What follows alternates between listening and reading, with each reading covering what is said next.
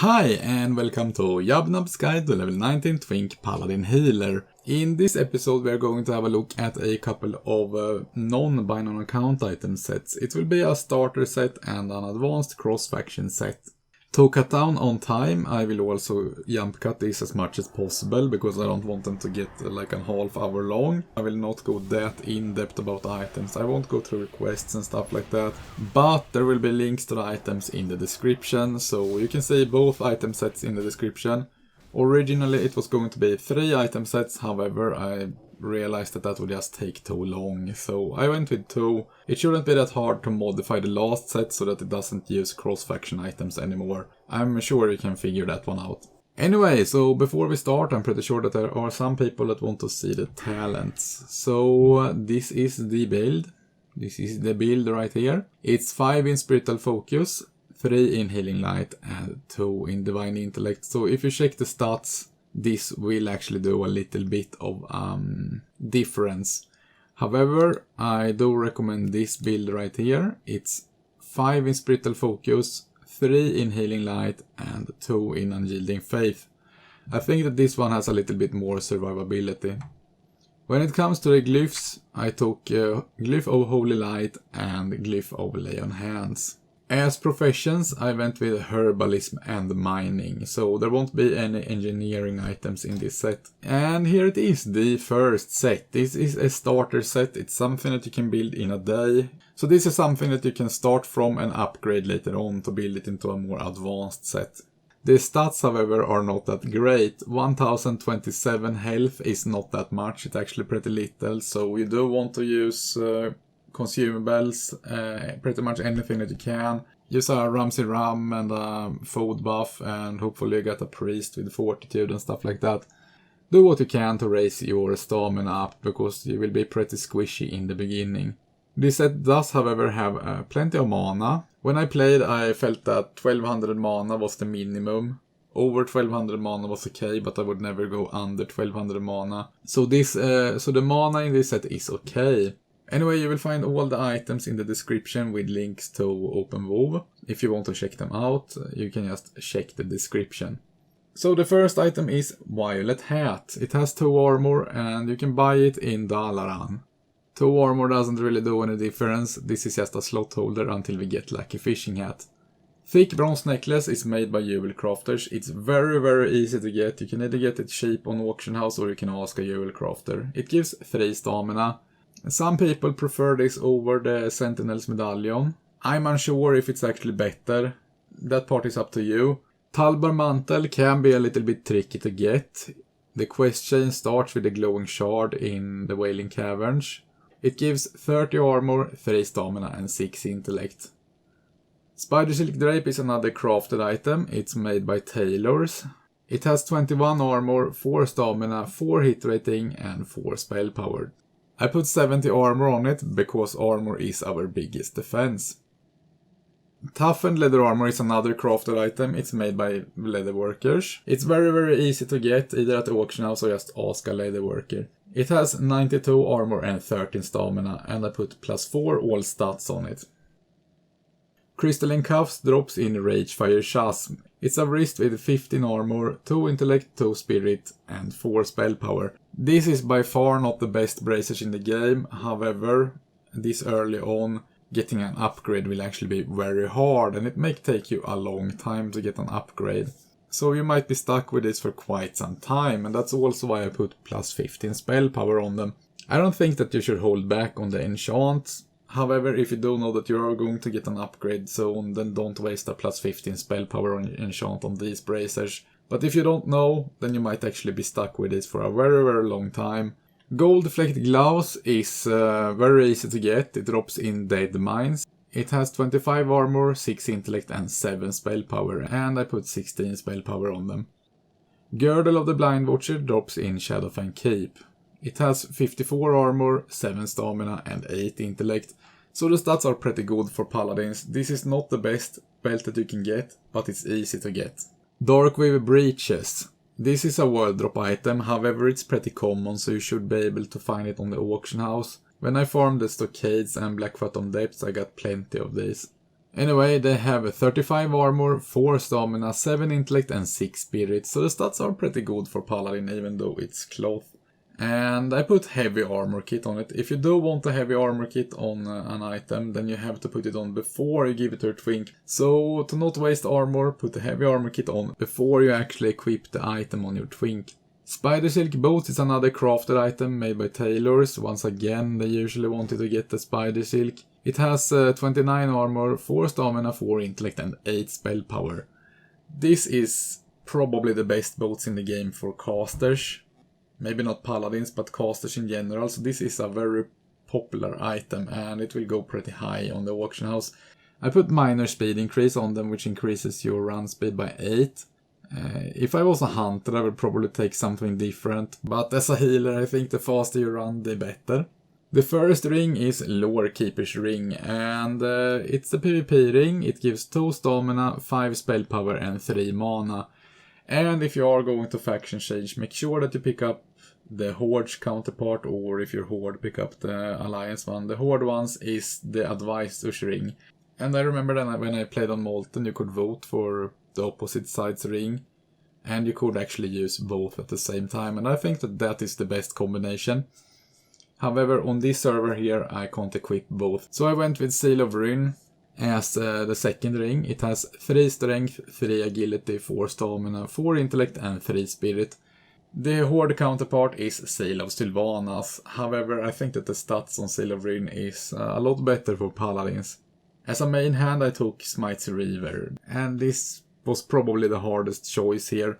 There wasn't actually that many items available to pick from. However, the stat that I ended up going for in the end was 3 stamina. When you need to deal damage, you should bring out your two-hander, so you're not really dealing much damage with a one-hander anyway. However, the DPS on this one isn't that bad. It has 2 strength, 3 stamina and 2 hit rating, and you can't go wrong with a little bit more hit rating. I put 30 spell power on it. You could also go with an intellect enchant for 22 intellect, it's up to you. I just felt that the spell power in this set was already a bit low. And Smite's Reaver drops in the Dead Mines. As an offhand, I went with Arctic Buckler, and this is in my opinion the best shield in the game, because it's the shield with the highest armor. It has 642 armor, and that roughly translates to 12% armor mitigation, at least on this server. Might vary a little bit between servers, but at this server at least I get 12% less physical damage taken when I have this shield equipped, and that is pretty huge. It has 13 block, 3 stamina, 8 spirit and 5 frost resistance, and I put vitality on it, which gives 4 mana and health every 5 seconds. You get this item from a questline that leads into Black Phantom Depths. As a two-hander, of course I went with the Glacial Stone. This is by far the best two-hander in the game for Paladin. It does 21 damage per second. It has a chance on hit to blast its target for 75 frost damage, which is huge, and it also scales with spell power, or at least it looks like that to me. So this actually go hand in hand with a healer build. I also put Fiery Weapon on it, which doesn't scale with spell power, it only does 40 damage, however it procs a lot as well. And it can crit, and usually that's around 60 to 70 damage. Since paladins don't have a melee attack at level 19, we have to rely on the auto attack, so we want to get as much out of that as possible. That's why I went with this one, because the Frost Blast and Fiery Weapon, they proc a lot. I mean, it's almost every hit, so yeah, I think that this is by far the best weapon that you can get as a paladin. As a horde, if you don't want to faction change, even though that I think that this is one of the items that's actually worth to faction change for, you could go with the Bloody Darknight Reaper or the Runic Darkblade, or basically any of the other items. There are some axes and stuff. However, this is the one that I can wholeheartedly recommend.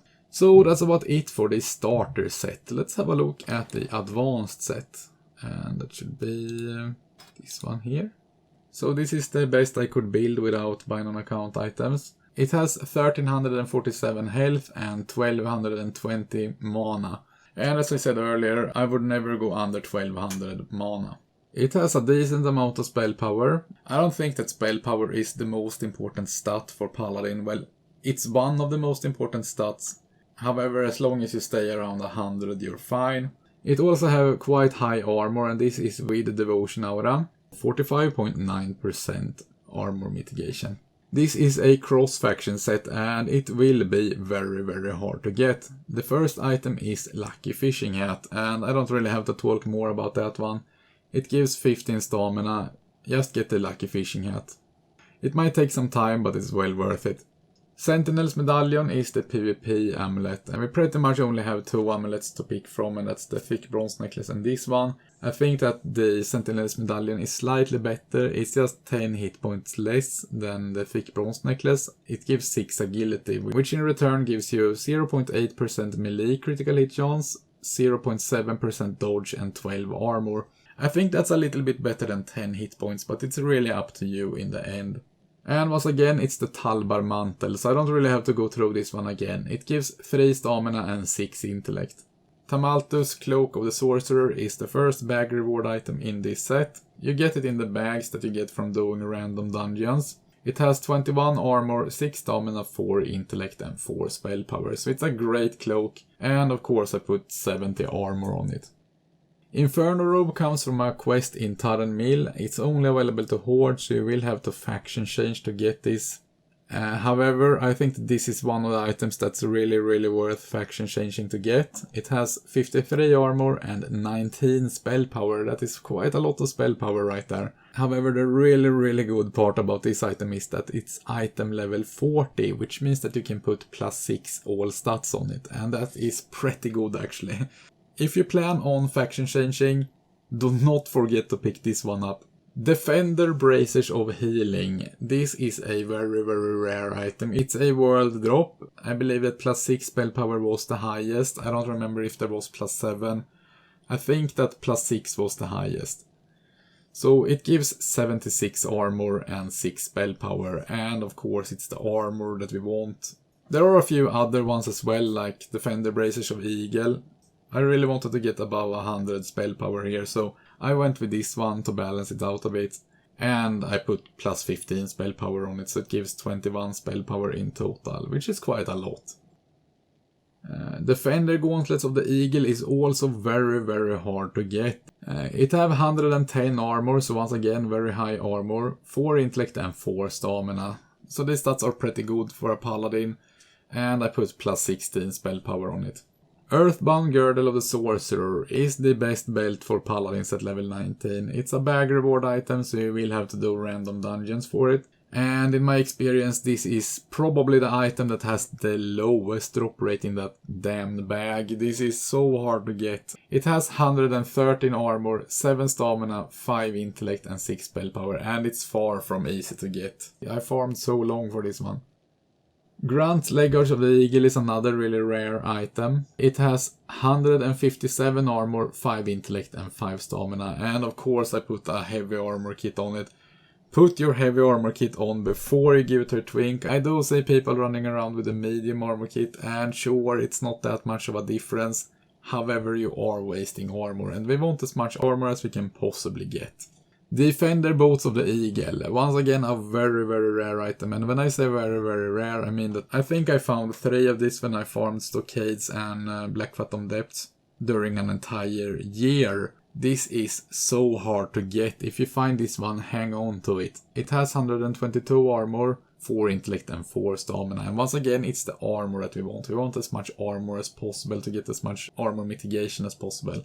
And of course I put minor speed increase on it, because the faster you run the better, especially as a healer.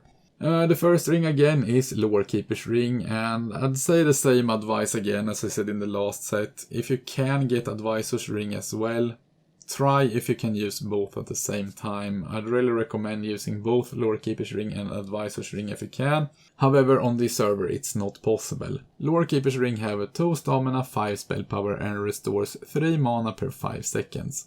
Instead of Advisor's Ring, I went with Seal of Rin. 3 strength, 3 agility, 4 stamina, 4 intellect and 3 spirit.